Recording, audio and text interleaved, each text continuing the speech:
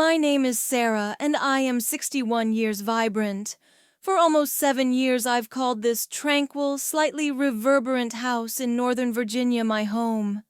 My children have blossomed scattered across distant shores, crafting their own colorful journeys. In the quiet embrace of solitude, I have nurtured a serene existence where the soothing cadence of tea and the pages of books intertwine harmoniously, days unfolding from dawn to dusk. In my mind, I believed I had found satisfaction. Indeed, I did right up until the weekend that just passed. The rain tapped rhythmically on the window panes as he made his entrance. Mark, a specter from a time filled with joy. A companion from the university days of my late husband, David. It had been more than 10 years since our paths last crossed. Once vibrant, our bond had faded into the realm of infrequent holiday greetings and the rare distant birthday wish. When his call arrived, a simple question about driving through Virginia and reconnecting, I found myself agreeing without a moment's hesitation. I proposed a coffee shop, a place where we could meet on common ground. Yet he caught me off guard. Would he be able to linger through the night the hotels were secured? He spoke of a wine festival, a momentary pause in his words. In that moment, I gave in. The guest room was immaculate, a canvas of cleanliness, and he was a dear old friend. It seemed harmless. As he crossed the threshold, the air shifted, infused with the earthy aroma of fresh rain, mingling with an elusive, intriguing essence. Something reminiscent yet lost in the mists of time. He had the wisdom of age, with silver gracing his temples and beard. Yet that familiar, effortless smile lingered on. In the foyer, we found ourselves years stretching like an unseen barrier, yet we began to dismantle it piece by piece with our courteous exchanges. Before long, we found ourselves drawn to the kitchen, the very soul of every home. Once upon a time, I brewed a delightful cup of tea. With a flourish, he added a hearty splash of whiskey to his egg, infusing it with a touch of warmth and character. We engaged in conversation for hours, seated at the kitchen island where the lamplight wove long, playful shadows around us. We shared tales of my children, his newfound freedom after retirement, and the adventures he had embarked upon in distant lands. It was a dialogue I hadn't known I longed for, leisurely and free of purpose, simply a winding stream of reminiscences, gentle chuckles, and serene pauses. In a moment that felt almost magical, he leaned over the counter, his fingertips grazing my cheek as he gently tucked a wayward strand of hair behind my ear. A sudden surge, a comforting glow enveloped me. I held my ground, neither retreating nor offering a reply, simply locking eyes with him. The moment lingered thick with unvoiced inquiry before vanishing as swiftly as it had come. It went unspoken. As the clock struck 11, I guided him to the guest room. In this snug little nook, the linens were crisp and inviting, a gentle reading lamp cast a warm glow, and a window framed a view of the serene backyard beyond. He expressed his gratitude with a warm smile, a fleeting moment that seemed to stretch just a heartbeat longer. As I whispered a soft good night, I gently closed the door to my sanctuary and leaned against it, my fingers lingering on the knob, savoring the moment. My heart stirred with a peculiar awareness, a soft melody of expectation that had long been absent from my life. In the stillness of midnight, an unknown force stirred me from slumber. Maybe it was the relentless drumming of branches on the glass, or perhaps it was the strange aura of another being dwelling within my walls. As my hand extended toward the glass of water resting on the bedside, time seemed to stand still. Gentle footsteps, measured and unhurried, glided down the hallway. With a gentle push, I eased myself out of bed and swung open my door. A gentle murmur fills the air.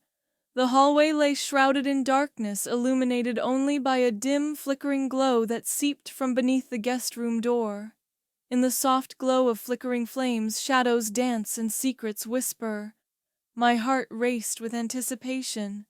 With a soft tread, I made my way to the door, the chill of the hardwood beneath my bare feet guiding my movements, and with a gentle nudge I opened it wide. Mark perched on the edge of the bed, a solitary candle flickering gently, its warm light casting playful shadows on the nightstand. He glanced upward, taken aback, but soon his face transformed into a gentle warmth. "I couldn't sleep," he murmured, his voice a deep, resonant echo burdened by a whirlwind of thoughts. As I crossed the threshold, a sense of uncertainty washed over me, leaving me to ponder why I hadn't simply retreated to the comfort of my bed. "How are you holding up?" I murmured softly, my voice barely above a whisper. He nodded, his eyes roaming the room, savoring the familiarity of this place once more. "Within these walls, memories of him linger, of David, and the sound of your laughter evoking the essence of how things once were." Silence enveloped me as I remained still, the flickering candlelight weaving intricate patterns of shadows on the walls and dancing across his features. With a hushed voice he glanced downward, a hint of regret in his demeanor, as he murmured an apology for any boundaries he may have overstepped. "With your hair I never intended to cause you discomfort." I drew nearer, a gentle warmth enveloping me. "I did not," I responded. He lifted his gaze, and in that moment I perceived it weariness indeed, but also a profound tenderness, a vulnerability that felt so familiar. I stood there draped in my old robe, my hair streaked with gray loose and free, my bare feet resting on the cool hardwood floor. Fear eluded me. Confusion was absent, yet I found myself in the midst of uncertainty, pondering what the next chapter would unfold. In that moment, he reached out and softly placed his hand upon mine, and everything I believed I knew about loneliness and the peace found in solitude began to unravel. I found no urge to withdraw my hand. For a brief pause, silence enveloped us. His thumb lingered gently on the back of my hand, warm and unwavering, while the candle danced between us, its flickering light casting a gentle amber hue that transformed the room into a realm untouched by the passage of time. In that moment, time ceased to exist. Only the soft rhythm of our breaths lingered, accompanied by the pulse of unvoiced emotions swirling around us. I settled next to him on the edge of the bed, the air thick with unspoken words and shared moments. "It's curious," I remarked, my voice scarcely rising above the patter of rain outside, "how swiftly silence can transform into a companion." Mark offered a warm smile, his gaze unwavering and filled with connection. "It's not unusual to me," he remarked. "I believe some silences are well-deserved." We stayed like that, our hands barely touching. There was something profoundly comforting about the weight of his presence, something I hadn't realized I'd been missing until it was right there beside me. I'd grown so used to the echo of my own footsteps, the solitary rituals of widowhood, but now I was noticing things, the softness in his voice, the way he leaned in just slightly when he listened. He broke the quiet again. "Sarah, I didn't come here expecting anything, I swear, but being here with you again, it stirred things I didn't expect to feel." I exhaled slowly, a wave of unfamiliar emotions washing over me. I looked down at our hands still connected. I don't know what I expected either, but this. "Whatever this is, it doesn't feel wrong?" He nodded. "No, it doesn't. We didn't kiss. We didn't even move closer. Instead, we talked for hours.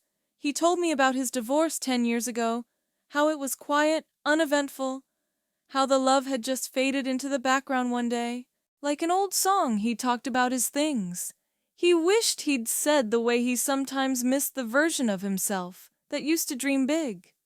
I told him about the first few years after David passed, how the house had felt too big, how I started sleeping on one side of the bed out of habit.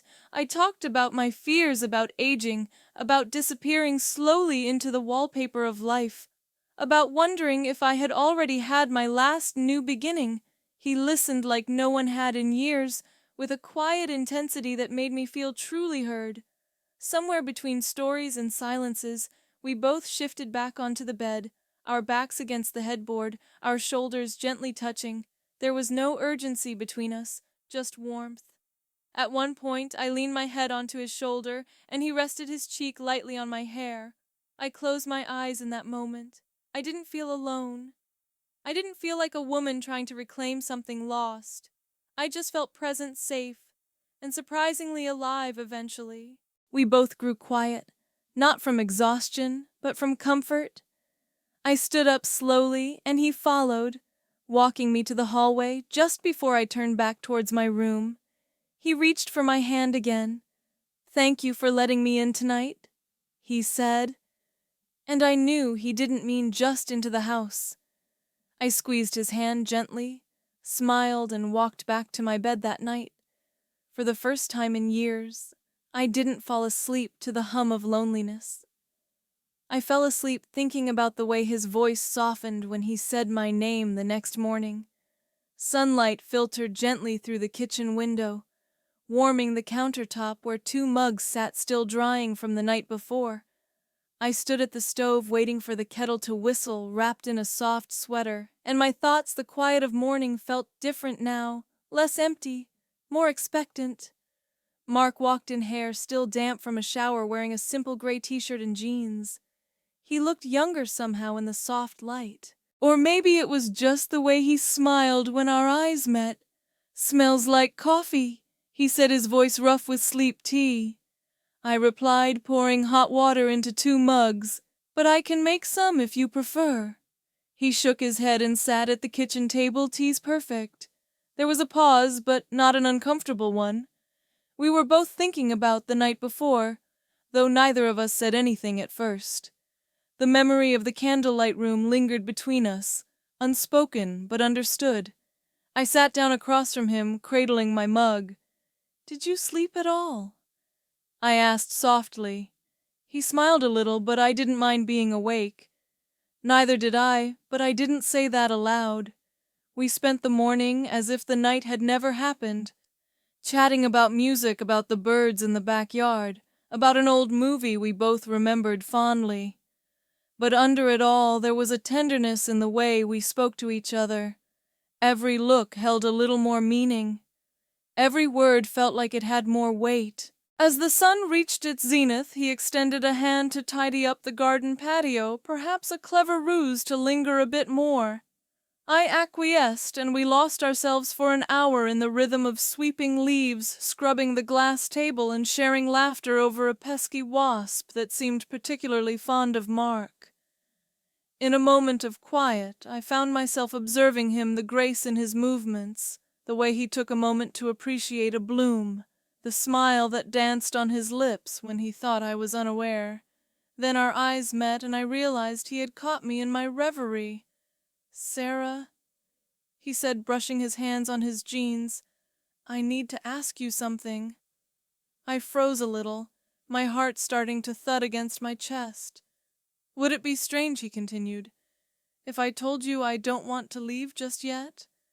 I looked at him for a moment before answering. "No." I said it wouldn't be strange at all. He stepped closer, slowly, respectfully, and reached for my hand again. "I don't know what this is becoming or where it's headed," he said, his voice quiet, "but being here with you feels like something I want to understand with you." There was no pressure in his words, just quiet sincerity. I nodded, and we lingered for a moment, his hand enveloping mine, the gentle breeze caressing us. Later that afternoon, we settled onto the living room couch, flipping through an old photo album that had gathered dust for years. Images of David, our children, and our younger selves unfolded before us. A surge of emotion welled up within me, not painful, but profoundly human. Mark placed a hand on my back, not to offer comfort or to mend anything, but simply to be present. It anchored me. I turned to him and smiled through teary eyes. "This house has witnessed so much."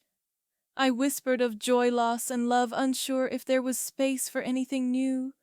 Yet he replied, his voice barely above a whisper, that there always is. Sometimes we just need to open the door again, and in that moment, I knew I had. That evening, we settled on the porch as the sun began to set, casting long golden rays across the lawn. The wind had softened the birds, quieted, and the hush of twilight wrapped around us like a gentle embrace. I brought out 2 glasses of wine, one red and one white. He smiled as I handed him his, and we clinked them softly without a word. The silence felt different now. It was no longer about absence, but about presence, his mine, and something between us that needed no explanation. I used to watch sunsets like this alone, I said quietly, gazing past the trees. Sometimes I talked to David not out loud, but just in here tapping my chest. I'd share with him the day the garden, the moments I wished he hadn't missed. Mark looked over at me with those warm, steady eyes. Do you still? Sometimes I nodded, but less often lately. He didn't press, just reached for my hand and held it. I don't want to rush anything, he said after a while, and I don't expect answers right away, but I need you to know I've felt more like myself these past 2 days than I have in years. I turned to him, searching his face for hesitation, for doubt. I found none. You don't make me feel younger, Mark, I said, smiling faintly. You make me feel real, and I hadn't realized how much I missed that he leaned in, slowly giving me every chance to pull away. I didn't. Our lips met gently. No urgency, no fireworks, just a warm, honest connection that settled into something quietly beautiful. It wasn't a kiss that promised forever. It was one that said, I see you. I'm here when we pulled apart. He rested his forehead lightly against mine, and we both laughed just a little. The kind of laugh that releases something old and opens the door to something new later, as the stars emerged one by one in the darkening sky. We moved back inside. I offered him the guest room again, though something unspoken passed between us. Not an expectation, but a question, a possibility. He stood in the hallway, looking at the door to the guest room, then back at me. Where would you like me tonight? He asked softly. I took a moment before answering. Not out of uncertainty, but out of reverence for what it meant. Come with me. I said that night. We didn't rush. We undressed, not just from our clothes, but from the years of fear, hesitation, and loneliness. We talked more, held each other, more, slept with the kind of closeness that says, I trust you. I'm not afraid to be seen anymore. There was no pressure to perform, no script to follow, just a genuine curiosity about each other's bodies, softened by years of experience and respect. We explored with tenderness, rediscovering the simple joys of touch, the comforting weight of another person beside you. It was a beautiful lesson in intimacy, proving that connection can be found and cherished at any age, far beyond youthful expectations. In the morning, he made breakfast, scrambled eggs and toast. I watched him from the doorway, still in my robe, and thought I never imagined this would happen at my age. But maybe that's the point. Love doesn't follow a timeline. Sometimes it waits, sometimes it circles back, and sometimes it shows up during a rainstorm, asks to stay the night, and changes everything he left 2 days later, but not without a plan to return. We didn't call it anything. What we were building, we just promised not to close the door again, and I haven't. Not to him, not to myself, not anymore. Thank you for joining me in Sarah's journey. If her tale touched your heart and you crave more narratives about unforeseen bonds, revived romance, and the intricate beauty of relationships throughout life's phases, I invite you to subscribe to Broken Vows. Your support breathes life into these stories. Until we meet again.